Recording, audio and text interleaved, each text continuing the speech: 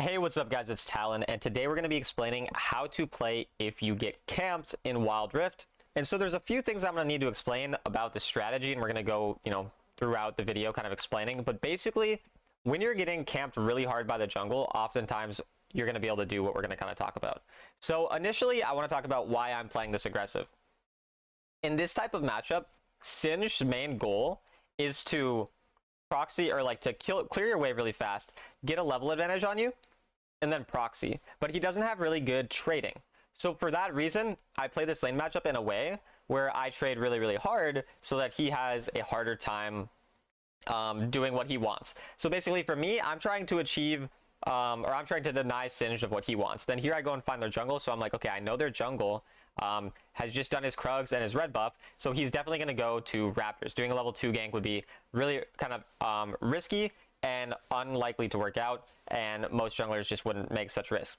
Now in hindsight, and again, I make a mistake here, so even though I wouldn't expect an enemy jungle to do this, I don't think they should do this, still a mistake. I should be standing here, because the enemy jungle, I know if they do gank me, they're going to come from here. I might as well stand farther away so it's easier to escape, so I do want to point that out. But the enemy jungle does decide to gank me very early on.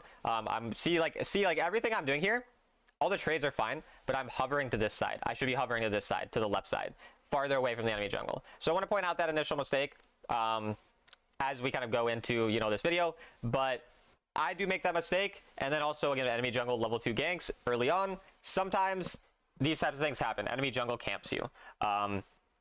So what are we going to do in response to this? Well, currently, I'm not behind that much gold, so I'm going to go play pretty normally. I'm fine with that. My Amumu is going to take advantage of his bad clear.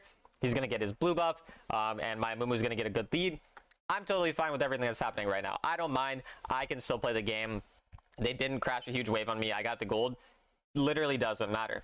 I'm going to continue to trade normally because I'm even gold. Everything's fine. So I just want to point that out initially. Like, just because you die once doesn't mean the game is over. Depending on the situation, since I had the wave pushed and I died when the wave was really pushed up, they couldn't punish me that hard. So I was kind of totally fine with it, honestly.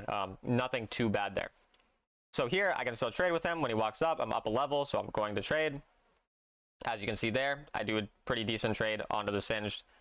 Nothing crazy, just, works out decently well for me. I'm assuming that their enemy jungle would be bot side right now because he started on red side. Wouldn't really make sense for him to be here. Turns out he is here, right? So again, sometimes people just do things that don't actually make sense, that aren't actually smart. Unfortunately, I barely missed that vital. If I hit that vital too, I would have actually been able to outplay.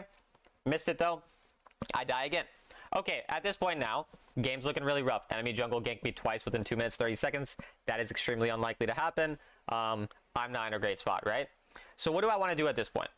I can actually take advantage of the fact that I'm kind of dying a lot, but there's only a few. I need to explain the strategy, but I also need you guys to understand you can't do this every game. So the strategy basically is die a lot on purpose in order to get waves and to get turret plates and to get yourself gold. Kind of like the Scion, inting strategy. But when you're doing it on a champion that's not Scion, there's a lot of things that have to be present in order for you to actually want to do it. So the first thing that has to be present is that your champion, or your team rather, has to be doing okay. They have to be even or ahead. My team in this case is kind of ahead. So since the game's going bad for me early and my team's ahead, that's one good thing. Then I also need to make sure that my champion actually does well with the gold, ideally. So in this case, for example, the champion that I'm playing, obviously Fiora, if I get a lot of gold in myself, I can end up scaling really well in the side lane. So because my team is strong and then my champion does well with the gold, or does well at drawing pressure, because you could also be a champion who's just good at drawing pressure, that's like tanky. So you could be like a Renekton, for example. Even though Renekton isn't the same scaling as Fiora, you're able to end up still doing really well with the gold and draw a lot of pressure and stall really long.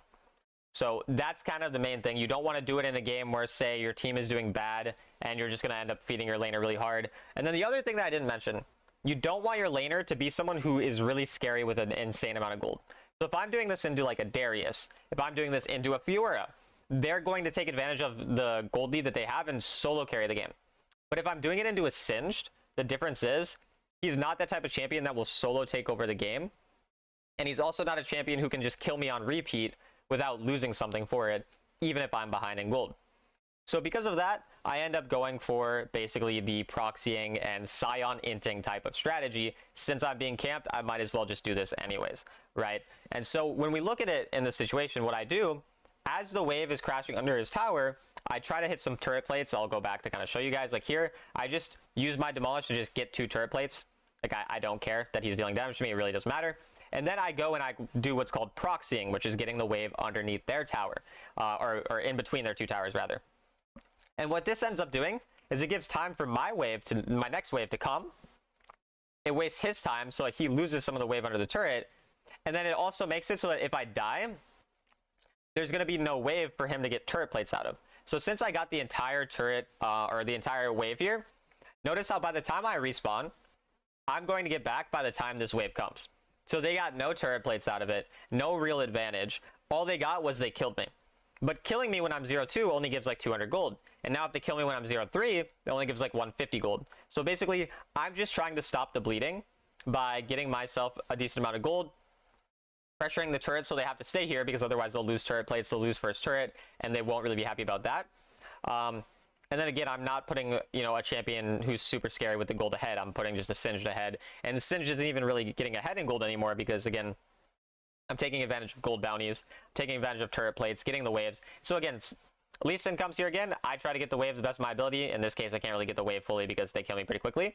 But again, I'm drawing Lee Sin away. So you see what my Amumu's doing? They get a really good invade off. And Amumu did a good job to respond to this. So like, shout out to the Amumu, right? Sometimes your teammates don't respond well and the early game goes bad for you and then you lose. And that's just how Wild Rift works. Sometimes you're going to lose games when your team plays bad and then you also kind of get screwed over. If it's, you know, again, partially my mistake, like we said, where we hovered the wrong side.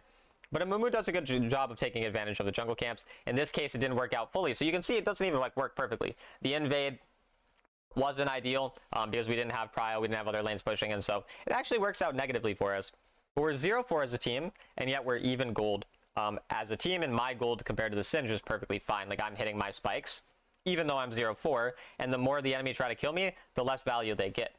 So I'm pretty happy with all that, and at this point, I've gotten enough gold on myself where I can try to trade with him. Like you see how these trades aren't even going bad, and then in this case, the Lee Sin ends up ganking me, but I'm able to outplay the 1v2 and get a kill out of it, almost get 2 kills out of it, and stall Lee Sin on my team has a free dragon or herald because Lee Sin's so low he can't do anything, and my team can kind of take advantage of this time.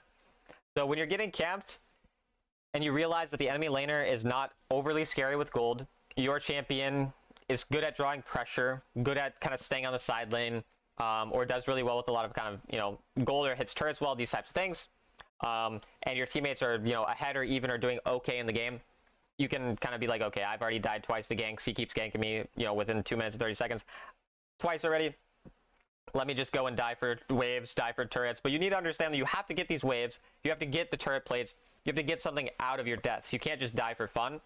Make sure when you're dying, at the very least, you're drawing someone to you. So, like, you know, if you get ganked by, like, the enemy jungle again and again, they keep spending resources to you, then it's good because your team can do stuff on other parts of the map. Or, again, you get at least a wave, the turret, these types of things, and you're going to be happy overall.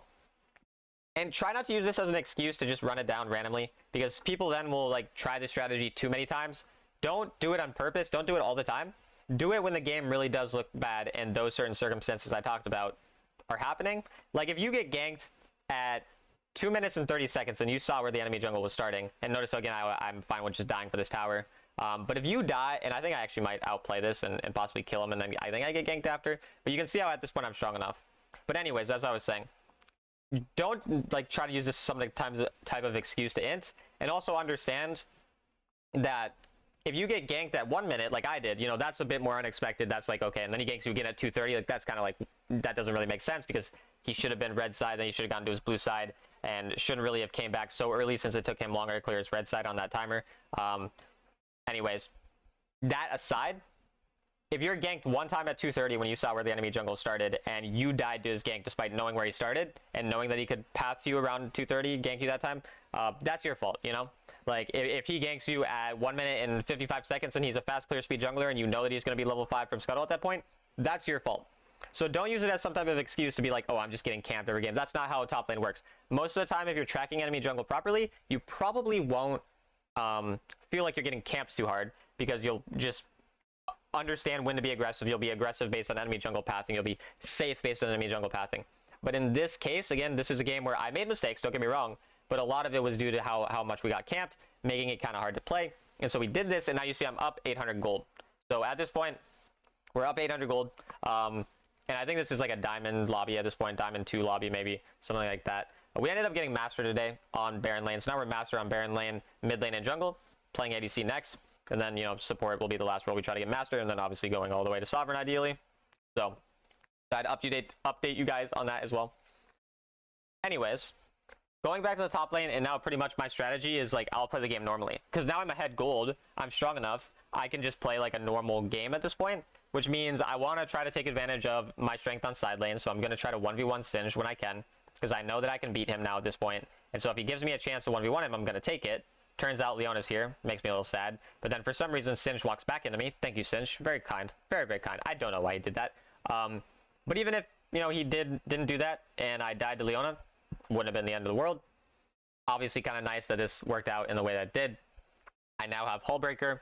Hullbreaker obviously helps me out a bunch as well with this strategy. I go Hullbreaker every item, or every game, second item on Fiora. Usually go Gluttonous Greaves, Eclipse, Hullbreaker, Trinity, and then situational items, but a lot of times Twin Guard. And unfortunately, Cat does kill me here. So again, not saying I played perfect, could have walked it back, you know, obviously. A little unfortunate we died there, and now we're getting ready for the dragon fight. So here, my team's up 1,000 gold. I'm stronger than Singed. I'm actually totally happy to rotate to the fight here. So I'm going to rotate to the team fight. I'm strong enough at this point. All of the things we did leading up mean that I can play this fight. So I'm going to make sure I try to, you know, single out someone specifically, which is what you're trying to do with Fiora in the team fights. Try to one-shot them and then go from there. So here we end up targeting the Jhin. The enemy do chase us down, but we end up luckily getting onto the Jhin. Little messy, but we get the reset on him. Then we go onto the Leona, just making sure we're playing around the Vital, trying to pop it. She then walks back, so we're just able to easily one-shot her with the Vital, Lee Sin with the Vital next, and boom, we get Singed, and all of a sudden we got a quadra kill. We're 7-7 after getting hard camped for the entire game. And then looking for that Pentakill, we know Katarina respawned. We're trying our best to kill her. And Katarina, she's a super nice, super sweet girl. You know, I really appreciate her for this. She decides to just walk at me and die for no reason. I mean, honestly, she's just a real one. Thank you so much for the Pentakill. I don't know why she did that. I have no idea. I'm not playing in the highest elo. You know, this is Diamond 2 because, again, we're doing our challenge thing. But Diamond 2, about 2 weeks into the season, or we're only 10 days into the season. Diamond 2 is not that low. So I'm surprised that they were that bad, but they were. I've been surprised in general by how bad some players were in these elos. So, you know, sometimes they just do weird things. And obviously, the worse they are, the easier it is to do these types of strategies and take advantage of them. So definitely appreciate the Katarina for that. Shout out to her. But at this point, now I'm insanely strong. So I can play this game like I'm a normal fed Fiora. Don't have to do any weird stuff anymore. Don't have to die randomly. Just 3-item Fiora. Gonna get Proto Belt next and should be chilling at that point, really. Nothing really more to say than that. Go to the team fight, just see if we can one-shot anyone. Team does well. So again, like, the team did pretty good here, you know. If my team did bad in this game, obviously I would lose. But it is what it is, you know. You can't always control your team. And so, yeah, we're just looking for a one-shot on whoever we can. But I think we kind of realized, like, this fight looks hard. Our teammates died. And so what I'm trying to do instead now is go zone the Baron. Make sure I protect the Baron so that the enemy can't get too much out of it. And then if I can find a one-shot on someone, I will. Like you see, I'm kind of looking for it. But I'm really mostly looking to just hover here and make sure that we don't lose the Baron. So if I can zone the Baron or do anything like that, hope the enemy walk into me and I can get a one-shot on them. That's kind of the main thing I'm looking for. But again, I'm being patient. I'm not like over forcing. I'm kind of realizing like it's not the end of the world. My teammates are respawning. For some reason, one of my teammates is AFK.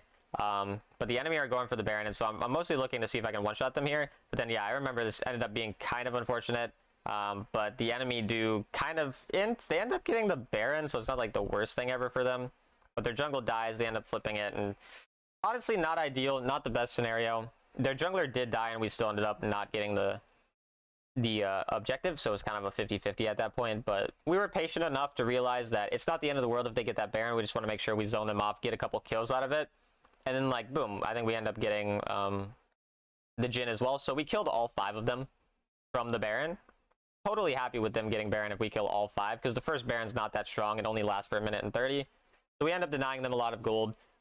We end up actually swinging the gold in our favor from that. We're up 3k gold.